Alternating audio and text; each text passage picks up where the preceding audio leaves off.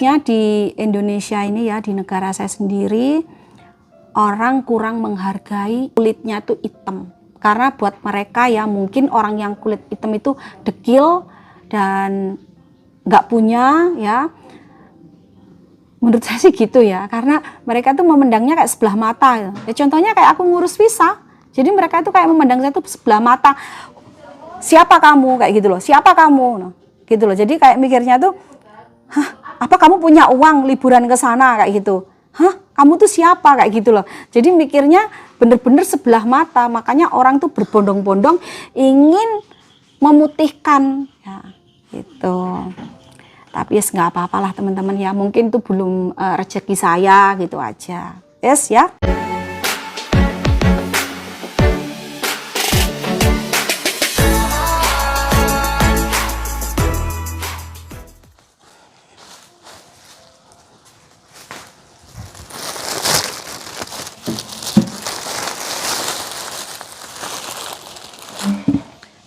Halo kesayangan, jumpa lagi dengan saya Reni Wongdeso, bercerita, curhat, karena banyak banget yang komen kapan hari ya waktu saya apply visa ke Cina. Mbak Reni, kok apa alasannya visanya tidak di ACC gitu kan ya.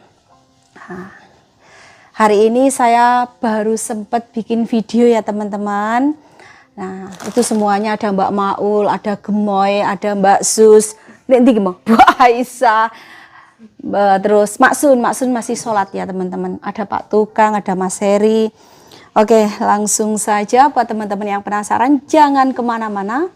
Ikutin keseruan vlog hari ini, curhat. Pertama saya mau menjawab, oh nggak apa-apa, itu kan sponsor lewat. Tenang aja, anggap saja. Tidak ada kamera Bu Aisyah. Nah, karena banyak banget yang komen, Mbak Reni, apa alasannya visanya itu tidak di ACC? Nah, pertanyaan yang sama saya dan suami. Karena dokumen ya, persyaratan-persyaratan itu sudah lengkap teman-teman. Dan masih ditolak ya. Terus besoknya lagi saya dan suami apply, yang harusnya kita ke Bandung. Buat teman-teman yang belum nonton vlog saya, wajib nonton jadi biar tahu ya apa yang terjadi, terus apa saja yang saya omongin di vlog ya. Jadi buat teman-teman mungkin yang pertama kali bergabung tidak tahu ya teman-teman. Jadi yang harusnya kita sudah pulang, kita nggak bisa pulang. Yang harusnya kapan itu kita mau ke Bandung, kita nggak jadi ke Bandung. Jadi semuanya itu di cancel ya, karena visa saya tidak di approve ya. Dan kita menghabiskan waktu, tenaga, pikiran untuk me-apply visa saya. Tapi 2 kali tetap tidak di approve ya teman-teman. Nah, punya suami saya di approve. Nah, di sini saya mau curhat ya, apa ya teman-teman ya. Kan saya sempat tanya, dokumen apa yang diminta, persyaratan itu semuanya sudah ada ya teman-teman, sudah lengkap. Bahkan saya tuh ngasih yang seharusnya tidak ada di list itu.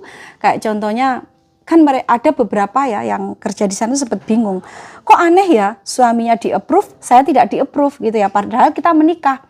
Nah, sampai ada yang menyarankan gini aja, dicantumkan surat certificate marriage gitu ya. Akhirnya kita fotokopi, kita cantumkan ya. Nah, tetap tidak diterima teman-teman. Jadi kita tidak tahu apa yang sebenarnya mereka inginkan, apa yang mereka minta gitu. Sedangkan saya ke Cina itu ini bukan pertama kalinya teman-teman ya. Sudah beberapa kali, sudah banyak kali saya ke Cina. Terus akhirnya karena rasa penasaran saya dan suami, saya datang kan, saya tanya.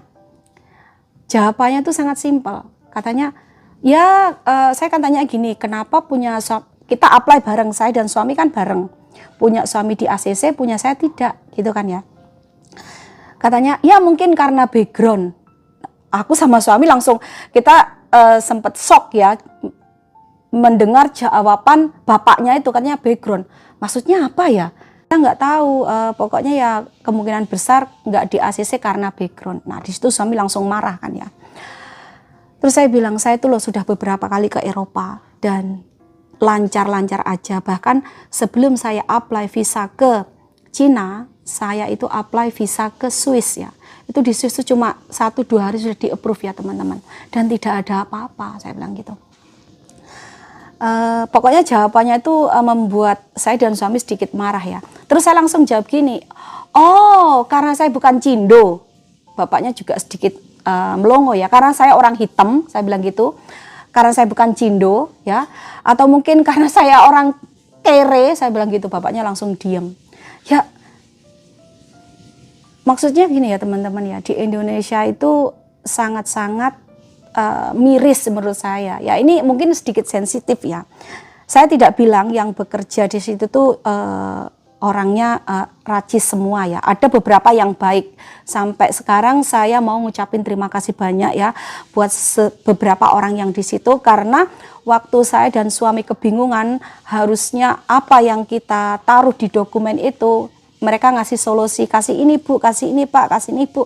Karena mereka juga kebingungan kenapa visa saya nggak di-approve tapi punya suami di-approve, kesalahannya di mana gitu kan.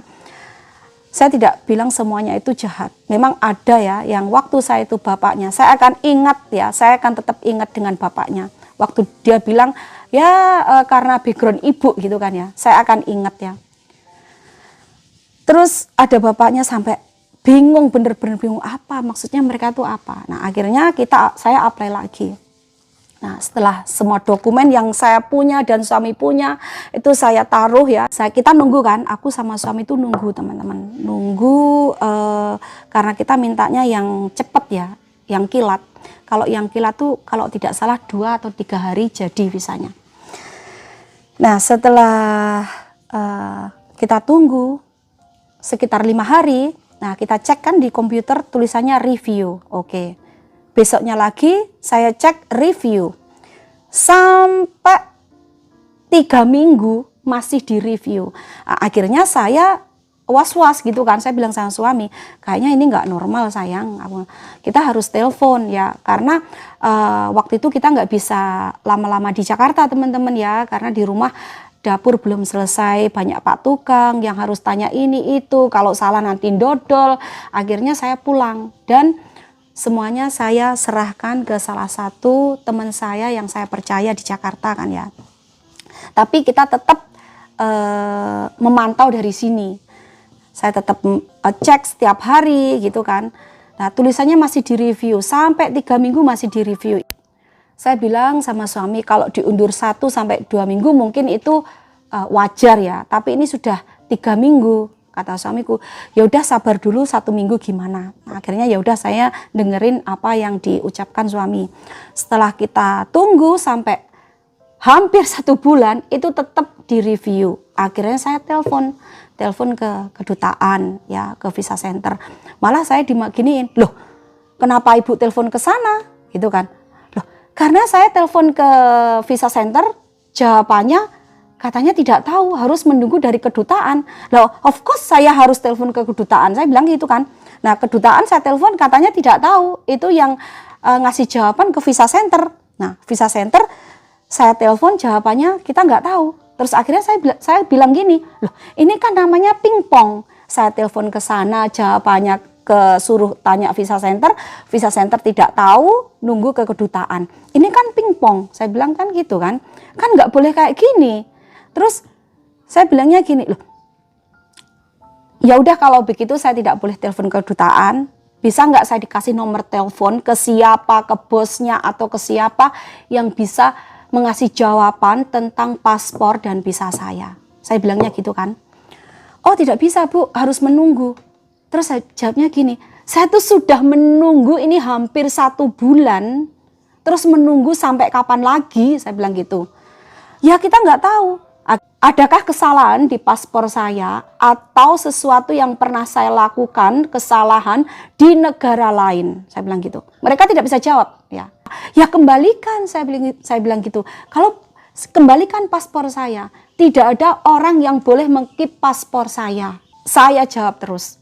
Karena saya merasa saya benar. Tidak ada orang yang berhak ya menyimpan paspor ataupun KTP kita. teman-teman. Tidak ada orang yang boleh, ya. Yang boleh ya kita sendiri gitu loh.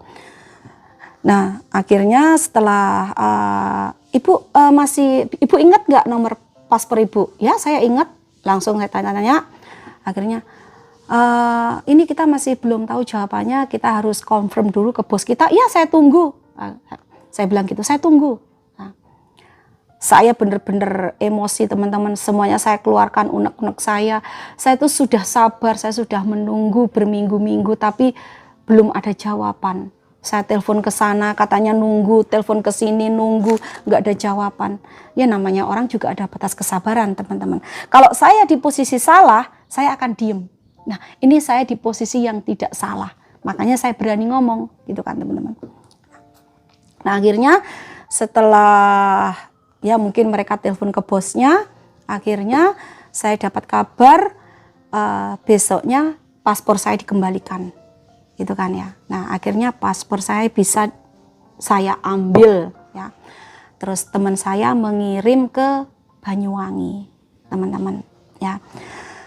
Nah emang ke Cina ini satu suami emang ada pekerjaan, ya. Kedua mau visit anak suami. Jadi buat follower saya yang lama tahu ya kalau anak kita ya adiknya Matias itu tinggal di Shanghai ya. Jadi kita juga mau visit dia gitu kan. Dia sudah excited banget teman-teman tahu kalau kita mau ke Cina. Tapi setelah tahu kalau visa saya tidak di-approve, dia juga sedih gitu. Sedih banget gitu. Suami tidak menyerah di situ. Paspor saya nyampe Banyuwangi, akhirnya kita pikir otak gimana ya caranya saya mendapatkan visa ke Cina ya. Nah setelah saya tanya beberapa teman saya yang saya kenal gini, akhirnya kasih solusi. Nah dan akhirnya kita apply lagi.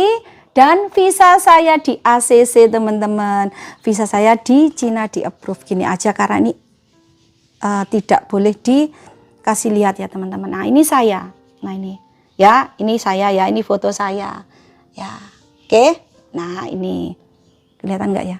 Nah ini ya, jadi saya jadi ikut suami kerja ke Cina. Terus aku kasih lihat lagi visaku yang ke Swiss. Nah ini visa saya yang ke Swiss teman-teman. Nah ya gitu. Jadi berita gembiranya saya bisa ikut ke Cina ya. Jadi memang teman-teman ya, suami juga sempat bilang kemarin tuh kadang di Indonesia tuh masih miris orang memandang seseorang tuh dari luarnya gitu ya. Jangan salah ya teman-teman, bukannya apa, banyak kok orang yang mungkin dulunya itu nggak ada kekurangan. Nah karena dia bekerja keras dengan kegigihannya, banyak loh yang sukses. Jadi jangan memandang orang tuh, oh itu backgroundnya dia tidak pernah sekolah. Jangan memandang orang itu sebelah mata ya teman-teman. Banyak orang yang dulunya tuh susah ya, sekarang sukses ya. Jangan bener. Makanya suamiku sempat gini ya, merasa apa ya, sorry to say ya teman-teman. Banyak orang yang tidak sekolah yang sekarang sukses. Jadi jangan pernah memandang orang itu dari covernya, dari luarnya gitu ya. Saya di sini di Indonesia sama-sama orang Indonesia tapi malah tidak dihargai gitu teman-teman. Tentang ngurus apa-apa, itu kayak mereka memandang saya itu sebelah mata gitu ya. Jadi di Indonesia itu orang itu lebih menghargai kulit putih teman-teman. Mereka tidak, menurut saya ini ya, contohnya kalau saya ke mall ya, mereka lebih respect ke orang-orang yang kulit putih. Jadi makanya banyak banget orang yang kulit hitam kayak saya itu berbondong-bondong ingin memutihkan teman-teman. Suntik putih, gimana caranya instan kita tuh putih ya, banyak. Yang lebih parah lagi, ini ada cerita teman-teman. Waktu itu karena saya dan suami kan sempat tanya, Pak, tolong dijelaskan ya pakai bahasa Inggris kenapa visa saya tidak di ACC dan suami saya di ACC. Oh maaf Bu, saya tidak bisa berbahasa Inggris katanya. Kenapa kenapa saya minta bapaknya itu berbahasa Inggris, karena biar saya tidak mentranslate ke suami saya. Nah bapaknya ngomong, saya ngomong ke suami saya, bapaknya ngomong ke suami saya. Jadi kan nggak selesai-selesai. Jadi saya minta bapaknya langsung ngomong pakai bahasa Inggris. Ya suami saya tahu dikit-dikit bahasa Indonesia, tapi kan nggak semuanya teman-teman. Jadi saya harus translate satu-satu. Nah bapaknya bilang saya tidak bisa bahasa Inggris. Bu, saya berpikir mana mungkin orang yang kerja di visa center tidak bisa berbahasa Inggris. Tapi cuma saya positive thinking teman-teman. Dan saya masih bertanya-tanya, masa iya sih gitu kan. Nah, tapi Tuhan itu baik. Besoknya saya itu datang lagi ke sana. Nah, itu kan antri panjang ya. Nah, saya itu bagian belakang sendiri teman-teman. Nah, saya dengar kok ini suaranya bapaknya yang kemarin ya, kok dia ngomong bahasa Inggris. Akhirnya saya intip. Ya Tuhan, ternyata dia itu ngomong bahasa Inggris sama orang bule. Akhirnya saya mendekat dan bapaknya itu malu teman-teman. Makanya ya udah kelihatan kalau dia itu jahat ya. Kelihatan banget dia itu jahat. Bapaknya itu. Padahal saya tuh jelas-jelas, Pak tolong pakai bahasa Inggris biar saya itu tidak tidak translate ke suami saya, jadi biar cepat selesai, kan yang antri kan banyak yang harus bertanya gitu.